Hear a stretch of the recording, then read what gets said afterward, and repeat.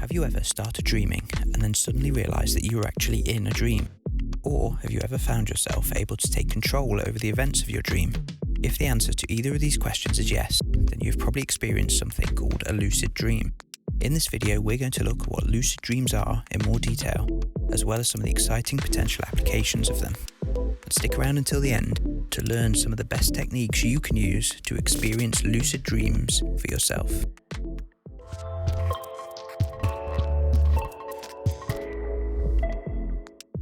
Blockbuster movies such as Vanilla Sky, The Good Knight, and Christopher Nolan's Inception have all popularised lucid dreaming in recent years.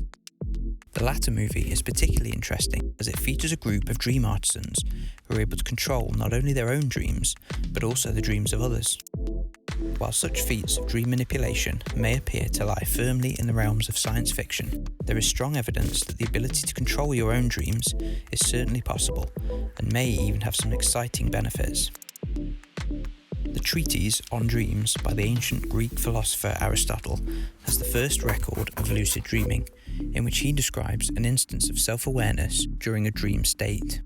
This phenomenon appears to remain relatively common within modern society, with research suggesting that between 50 and 77% of people have experienced a lucid dream at least once in their lives, while 11 to 23% of people experience one or two per month. So, it is likely that you have had a lucid dream at some point in your life. But what exactly are lucid dreams? And what is it like to experience one? Well, a lucid dream is when you know that you're dreaming while you're asleep. In his book Lucid Dreaming, psychologist and pioneer of research on lucid dreaming, Stephen LaBerge, recounts the exciting details of one of his own lucid dreams. As I wandered through the high-vaulted corridor deep within a mighty citadel, I paused to admire the magnificent architecture. With great excitement, I began to explore the imaginary reality of my castle in the air. Walking down the hall, I could feel the cold hardness of the stones beneath my feet and hear the echo of my steps. Every element of this enchanting spectacle seemed real, in spite of the fact that I remained perfectly aware it was all a dream. This intriguing and fascinating description by Dr. LaBerge shows the exciting potential of lucid dreaming. You can be aware that the events flashing through your mind are just a dream and aren't actually happening, but yet they still feel vivid and real, and you're able to control the action as it unfolds, as if you were the director of your very own movie. Like most dreams, lucid dreaming typically occurs during a stage of sleep called rapid eye movement, or REM sleep. Throughout the night, a person will continually cycle through 4 different stages of sleep, which are distinguished by the level of brain activity during each stage. The first 3 stages are known as non-REM sleep, during which the body becomes increasingly relaxed and brain activity slows down. This can last for up to 90 minutes during the first half of the night. However, as sleep continues, more time is given to the 4th and final stage, REM sleep, which can make up 25% of total sleep time. As the name suggests, this stage of sleep is characterised by rapid eye movements, as well as a significant uptick in brain activity. And it is during REM sleep that you are most likely to dream both good and bad dreams, and where people can become aware that they are dreaming and take control over the events of these dreams. Scientists believe this is possible due to the increase in activity of the frontal lobe of the brain during REM sleep. Research by Voss and others studied the brain activity of dreamers during lucid dreaming and observed an increase in higher frequency neural waves responsible for perception, attention, consciousness, and memory. Another piece of research by Dressler and others used functional magnetic resonance imaging to show that lucid dreams are associated with reactivation of areas of the brain that are usually deactivated during REM sleep and are involved in higher cognitive functions such as self-awareness and executive functions such as planning, problem-solving, and reasoning. For this reason, experts describe lucid dreaming as a hybrid sleep-wake state because although a person may be unconscious, parts of their brain display activity comparable to waking levels. Therefore, these studies show how it is possible that someone can become aware that they are dreaming and even take control over the events of the dream. So, why would anyone want to do this? For a start, there is the obvious attraction of the fascinating prospect of being able to explore and control your very own inner worlds, to do things and go places that you would never be able to in real life. With this comes the potential for personal growth and development, improving self-confidence, and improved mental and physical health. Many experts believe that lucid dreaming may have a useful role in helping people overcome recurrent nightmares, including those with post-traumatic stress disorder. Dr. Denholm Aspey, a researcher who specialises in lucid dreaming at the University of Adelaide in Australia, suggests that if you can help someone who is having nightmares to become lucid during the nightmare, that gives them the ability to exert control over themselves or over the nightmare itself. So, for example, if you were being attacked in a dream that you had control over, you could talk to the attacker and dissuade them, or use superpowers or special abilities to fight back or fly away.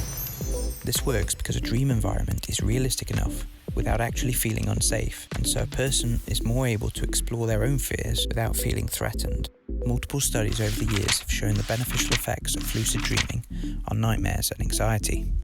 Although it is worth noting that lucid dreaming is often used in conjunction with other therapies, such as relaxation techniques and good sleep hygiene, the authors of a recent review of the current literature highlight the need for more research to fully gauge the effectiveness of lucid dreaming therapy.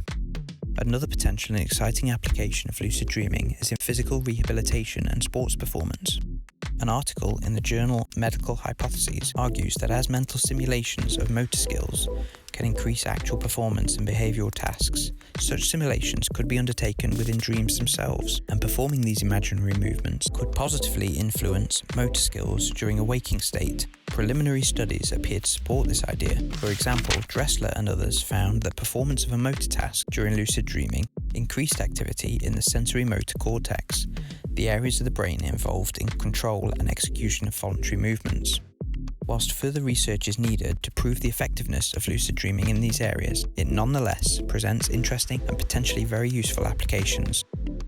So, with many people now waking up to the idea of controlling their own dreams, the big question is, how can you cultivate these remarkable nocturnal experiences yourself? There are a number of recommended ways of doing this.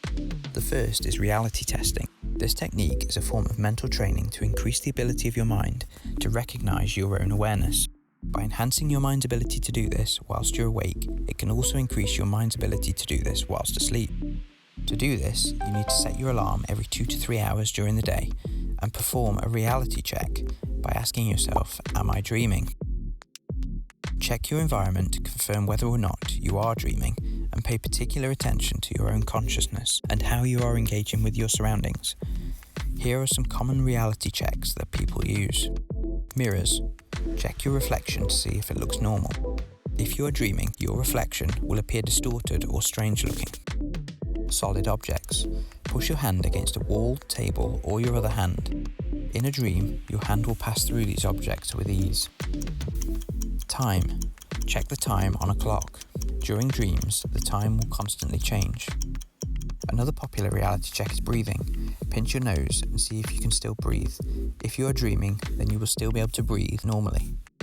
It is recommended that you pick one of these reality checks to do several times a day whilst awake in order to train your mind to repeat the check whilst dreaming and therefore help induce lucid dreaming. The second method of cultivating lucid dreaming is called Wake Back to Bed, or WBTB. This involves entering REM sleep while you are still conscious. To do this, you can set an alarm for 5 hours after you go to bed. Sleep as you normally would until the alarm goes off. Then stay up for 30 minutes and engage in a quiet activity that requires a high level of alertness, such as reading a book. When you then go back to sleep, you will be more likely to lucid dream. Another effective technique of inducing lucid dreaming was created by Stephen LaBarge back in the 1980s, called mnemonic induction of lucid dreams, or MILD. This method is based on behaviour called prospective memory, which involves making an intention to do something later. Prospective memory is something that we utilise all the time, such as planning to go shopping later in the day or take the rubbish bins out ready for collection. In MILD, you make the intention to remember that you are dreaming. To use the MILD technique, you start by thinking of a recent dream you've had whilst you're falling asleep. Identify something called a dream sign, which could be one of the reality checks discussed earlier, or something strange that happened in the dream, such as the ability to fly. As you fall asleep, think about returning to that dream and tell yourself, next time I dream, I want to remember that I am dreaming. Recite this phrase multiple times. If If you have trouble remembering your dreams, which this technique relies upon, a common method to help with this is dream journaling. This involves keeping a regular and detailed diary of your dreams so that you are forced to remember what you dreamed about and can help you recognize dream signs and therefore enhance your awareness when you are dreaming. A 2017 study by Denholm and others in the Journal of Dreaming found that a combination of all three of these techniques, reality testing, wake back to bed, and mnemonic induction of lucid dreams, when used together, were the most effective way to experience a lucid dream. It was reported that over half of the participants experienced at least one lucid dream by the second week of the study. Although lucid dreaming has been criticised for the potential to cause sleep disturbances, this study found that participants using the mild technique reported no tiredness the following day. However, it is recommended that if you have existing sleep issues, that you are cautious when using some of these techniques, and you should always speak to your doctor beforehand.